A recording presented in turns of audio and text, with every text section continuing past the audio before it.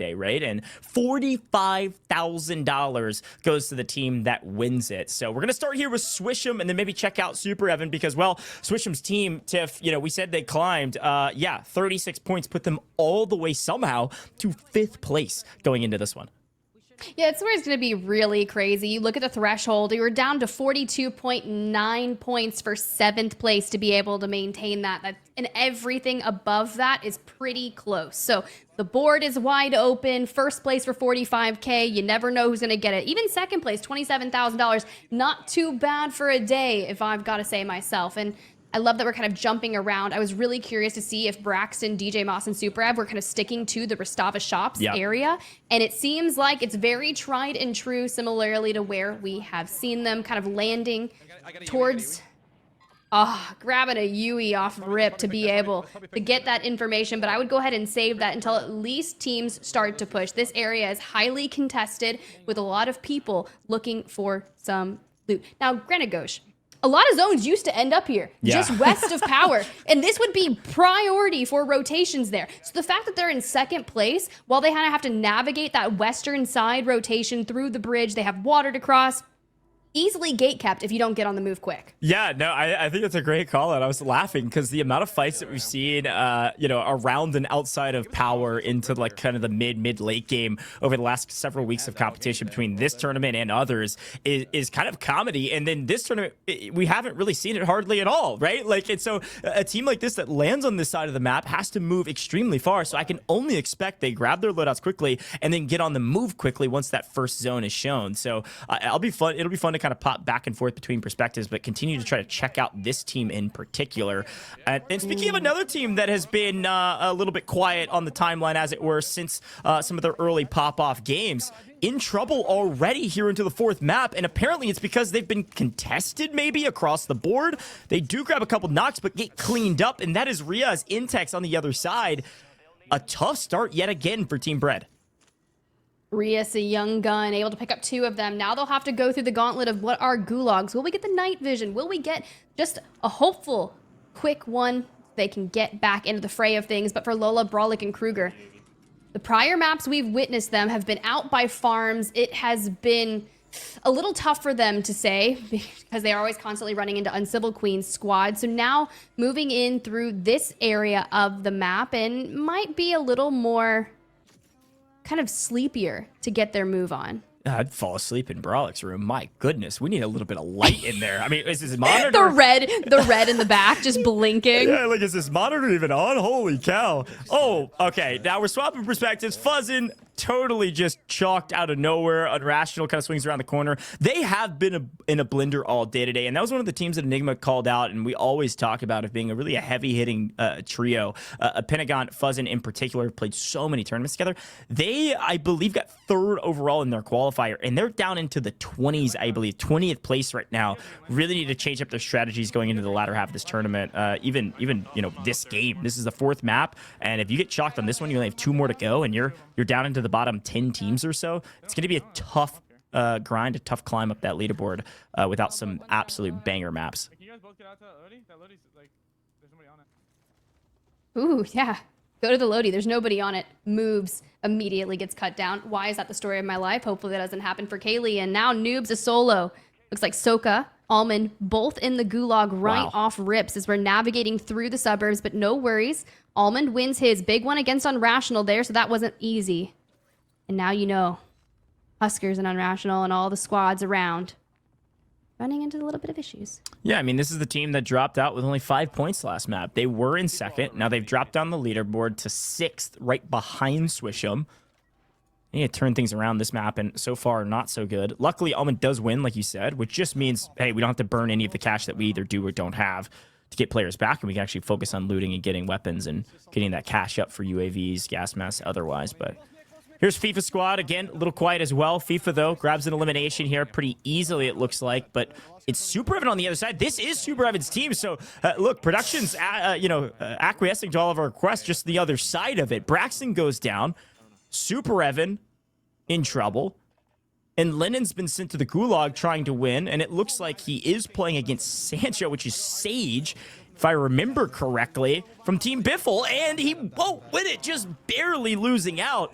This is a bloodbath for Team FIFA Kill. I'm kind of just begging a corner right now. A bloodbath and Super Ev. I'm just hanging in a corner right now. They got some information up, just sitting outside the buy station. If anything happens to one of the squads, they what? And just completely rats on Lennon there. And honestly, you have to do what you have to do. Ken's grabbing a trade there for DJ Moss. Will not be coming out of the gulag there. And back to a solo. Braxton loses his gulag against FIFA. Hello, can he do it again? Not this time. FIFA Kill knew he was around those parts. Does clean up super hard. That I think there's a little bit of some time jumps back and forth, but regardless, still a nice win there for FIFA Kill to get some get a little revenge for his teammate. And I think Super Evan was actually the one delayed, so we've gone back forward in time after the eliminations coming through. And here's Lennon getting back into the map yet again. So all three alive, some stabilization points here, and FIFA comes out for 3 kills. Ultimately, not a lot lost. We can turn our attention forward. The trade does come through. It's going to be Sage, though, cleaning up Showstopper and immediately going for the reset. That was insane. Obviously, the gunny there from Biffle through the smoke to pick up Kins, but nice team play for Sage to answer in kind when Biffle kind of had a little bit of COD timing there, put the gun down right after he checked the corner, which is right when Showstopper turned the corner. But a nice team play means they're both still alive. This is the nature of this team. Like I said before, when things go wrong, they know how to recover. It's one of their biggest strengths. And all 3 alive yet again, similarly stabilizing to Team FIFA Kill. They're back on their feet, and yet again on a big rotation. Zone nowhere near them. As we get a different zone pulling straight to Old Town. Now, we talk about zones have been witnessing. A lot of them have been pulling west of Power. Then you have the mass endings that occur throughout Old Town and even Low Town, which can make rotating in for a lot of squads relatively difficult, specifically after that mid game. So if you're late rotating and looking for engagements on edge to rack up eliminations throughout that mid game, you are not going to get a relatively free building. And if you do, that is totally crazy because you got 28 squads still up, plenty of viable spaces to play in the end game. But for those people that make those late rotations throughout water, your bridge, how are we approaching this? Because teams like Rated, Autorize, and Mayapo, they're looking to get into Old Town as quickly as possible. Yeah, you know, something we don't get to see that often, or at least not able to call out here on main stage. Pop 3 UAVs here, so they get a crazy amount of information on where players are at, and they notice it looked like 4 people popping up on UAV near them, near the edge of zone. They want to clean those up before rotating in so that there isn't a team behind them. It was exactly what you said, Tiff. They want to go early, but the only way you really want to go early is if there's not a team chasing you from behind. So they're going to try to pick up a couple of these eliminations. Shouldn't be too difficult. You see one of the people swimming up ahead of Rated. It's going to try to clean them up with grenades, bullets, or otherwise. And that is actually FIFA on the other side on the rotation, which we saw them fighting in Power before. So this isn't that surprising, having come down into around Cargo and upper part of Old Town.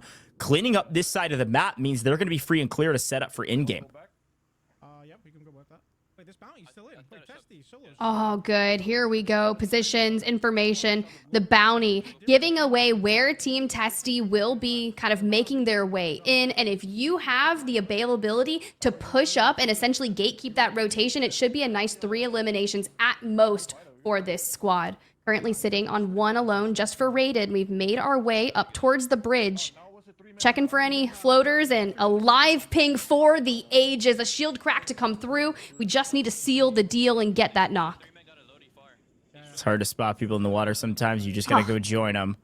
Gonna pop in and start searching around. And with the new updates with Urzikstan, you've got a pistol every time you hop into the water. So nice cleanup there. Not only a bounty, but a team wipe.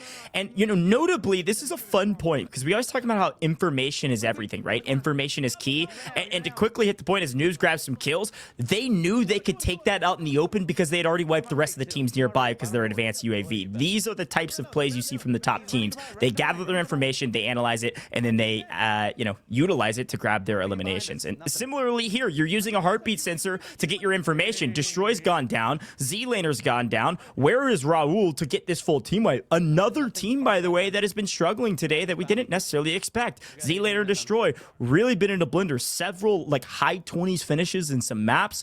There's a lot of these high value, high level, big streamer teams that just aren't performing today.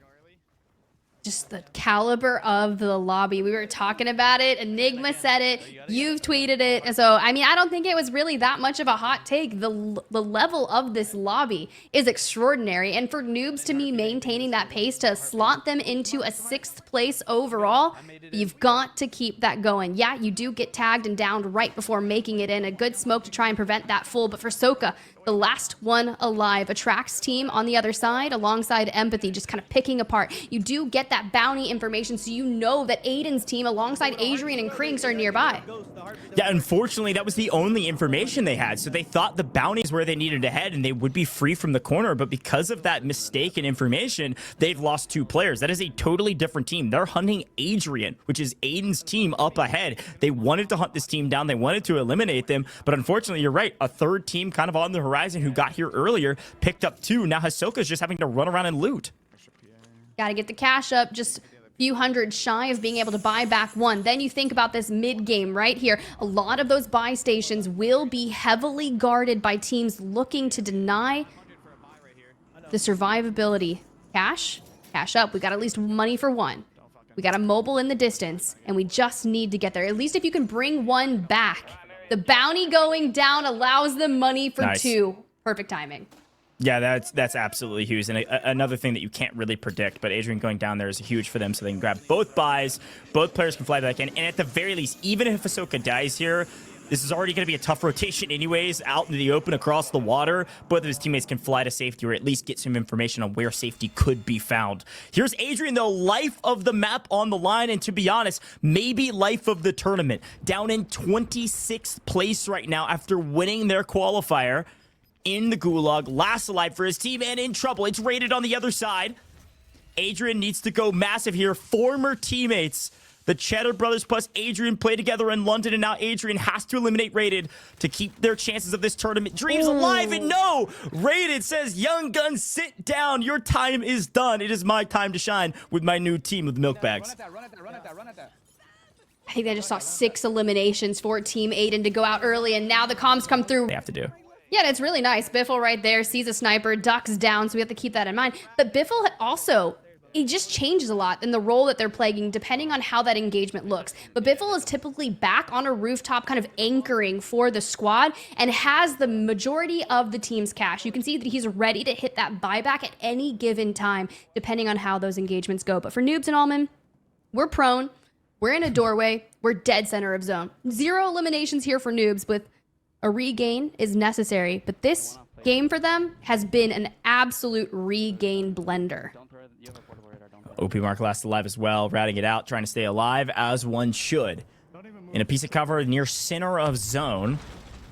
Not a lot of buildings around this one either, so likely we'll hear the running footsteps and raining of bullets of anyone even trying to get to his building. Albeit he's last alive. Well, maybe didn't hear it fast enough. He's able to drop 1, but it's not even close to enough as all 3 come flying in, and that is Inxian grabbing the knock, or getting knocked by OP Mark, but teammates following up in kind and grabbing the elimination, and likely team wipe there on OP Mark as the gulag is closed.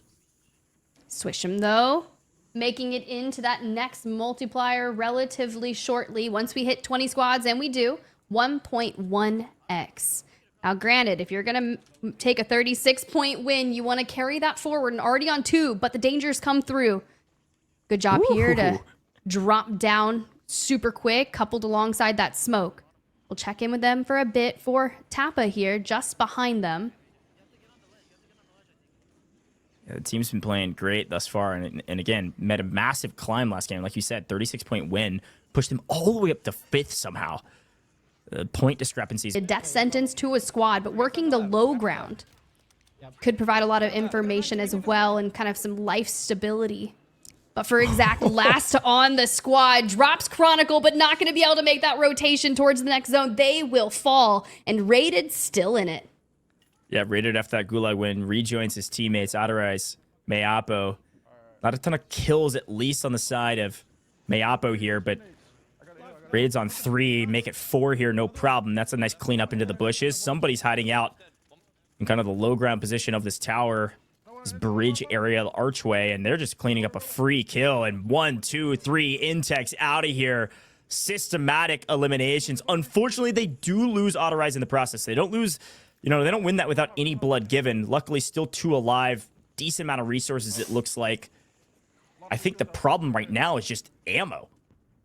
Seems like that's the problem for a lot of people. We saw Biffle on the rooftop with 14 bullets to go. Luckily, he did have a munitions box in tow and was able to get that dropped. But Almond and Noobs here in between a rock and a hard place and just forced to drop. Gets knocked in the process. And we got people just crawling together. Hold me while we fall. And into the top 12, almost the top 10. And as we fight for this relatively open circle, we have to leave the covers of our buildings. And all of those smokes, while they provide you temporary cover for rotation, they give away your location and allow Sage to put themselves in a position to watch for that jump. This is going to be such a fun in-game position. Some live pings, trying to wall bang him out. Shifty, some very aggressive IGL calls here for he and Sage. Biffle is long out of this at this point, but they need top 5 to get the multiplier. They need eliminations to get points on the leaderboard, and they get both. Team wipe. That's Colors Attract. Another team kind of in contention right around this squad inside the top 10, if not top 5. Sage picks up another one. Perfect position in the gutters. Perfect position in the sewers. Grabbing eliminations, and the opposite side of that coin is inside the gas on high ground. My guy Mayapo is popping off. Was on 0 before, already on 4, and now into the top 4. Mayapo somehow still alive with just the hair's breadth of health and able to get the plates back in and back into the zone. Is going to have to move here shortly without a gas mask to play around with. Might be in trouble. Mayapo doing everything in his power to get his team up inside the top 5, potentially inside the top 3. He was quite literally on 1. But for Sage here, looking for the cheekiest of angles, putting down a lot of damage to be able to hit that rotation, force them to go prone, to hit the plates. But for now, IGL Shifty out of the lobby, and we have the Lone Warrior last standing. But let's jump on over to Wars, Vision, and Oki. They've got the rooftop here, and this is just a 3v1 situation with a relatively easy cleanup and a map win for them. A big map win from Wars, a team we didn't really see was in it until the final moments, but that was Sage being eliminated in the final fight, and that is a 38-point victory for Team Wars. But that also means Team Biffle, second place, 1.7 multiplier. The question is, how many eliminations were they able to farm in the final moments? I think it was likely a sizable amount. You could see Team Biffle at the very top, especially with Savvy Ultras really not appearing on screen hardly at all. Well, then you have to beg the question is, what will that do for Wars' team performance, right? I think they were hovering right